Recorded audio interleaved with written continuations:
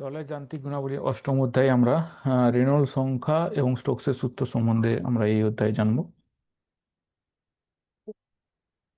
Reynolds সংখ্যা। তো তরল গতিবিদ্যায় রেনল্ডস সংখ্যা হলো একটি মাত্রাহীন পরিমাণ যা তরল প্রবাহের বিভিন্ন পরিস্থিতি নির্মাণ নির্মাণ করতে ব্যবহৃত হয়। এটি হলো জড়তা বল এবং সান্দ্রতা বলের মধ্যে অনুপাত। কম রেনল্ডস সংখ্যা যদি সাধারণত হয় সেক্ষেত্রে আমরা ল্যামিনার হয়। আর বেশি সংখ্যা হলে সেটা হচ্ছে টার্বুলেন্ট প্রবাহ, যেটাকে বলে উদ্বিগ্ন প্রবাহ। তো এইটা ল্যামিনার ও টার্বুলেন্ট প্রবাহ আহ, নির্ণয় করার জন্যই এই রেনল্ডস সংখ্যা ব্যবহার করা হয়। তো রেনল্ডস সংখ্যার সমীকরণটি হলো, একে আর ই দ্বারা ডিনোট করা হয় রেনল্ডস সংখ্যাকে। তো R e equal to rho V D divide by mu.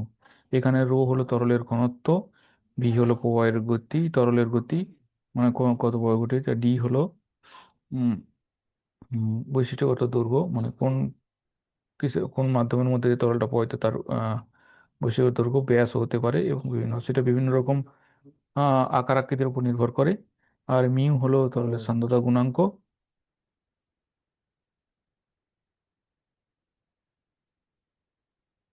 এরপর আমরা জানবো স্টোক সূত্র। স্টোক সূত্র হলো এমন একটি সূত্র যার মধ্যে তরলের মধ্য দিয়ে যখন কোনো ছোট্ট গোলাকার বস্তু প্রভাবিত হয় তার উপর যে সান্দ্র প্রতিরোধ বল হয় সেই বল নির্ণয় করার জন্য এই শক্তি সূত্র ব্যবহৃত হয়ে থাকে।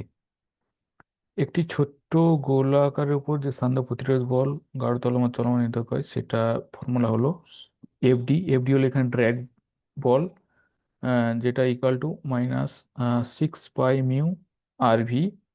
তো এখানে এফডি হলো ড্র্যাগ বল, মিউ হলো সান্দ্রতা গুণাঙ্ক, আর হলো গোলাকার বস্তুর ব্যাসার্ধ, আর ভি হলো বস্তুর তুলনায় এই গোলাকার বস্তুটির মানে আপেক্ষিক গতিবেগ।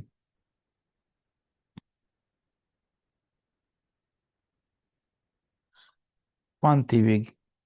তো প্রান্তিক বেগ হলো একটি বস্তুর সর্বাধিক গতি যা তরলের মধ্যে দিয়ে পতিত হওয়ার সময় অর্জন করে, সেই বেগটিকে বলা হচ্ছে প্রান্তিক বেগ। তো এই বস্তুটি আহ, যখন অর্জন করবে, যখন ড্র্যাগ বল এবং প্রবণতা বলের যোগফল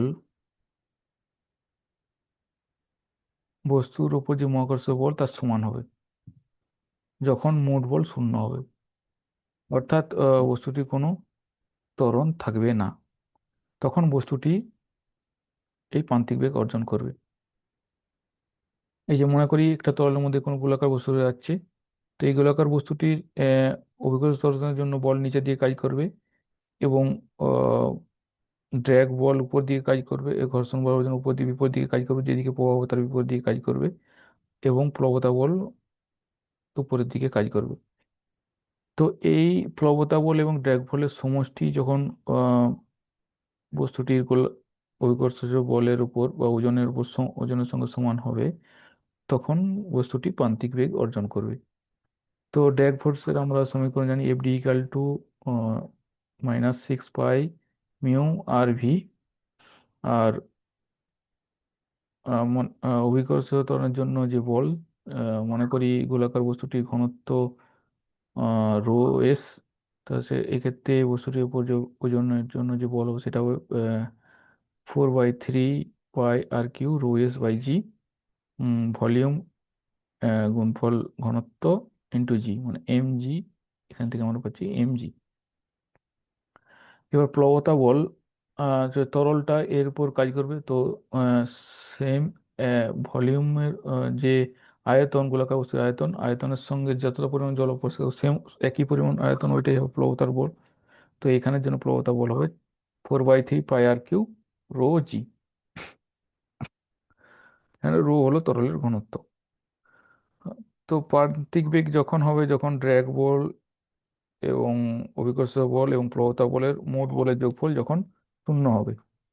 তো এখান থেকে আমরা যদি সিম্পলিফাই করি, তো সিম্পলিফাই করলে আমরা পাবো v equal to 2/9 rho s minus rho divide by mu g r square.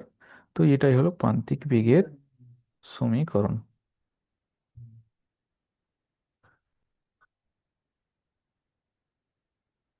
তো তরলের যান্ত্রিক গুণাবলী পরিচ্ছেদটি এখানেই শেষ করলাম। পরের ভিডিওতে আমরা কিছু গাণিতিক প্রশ্ন নিয়ে আলোচনা করব।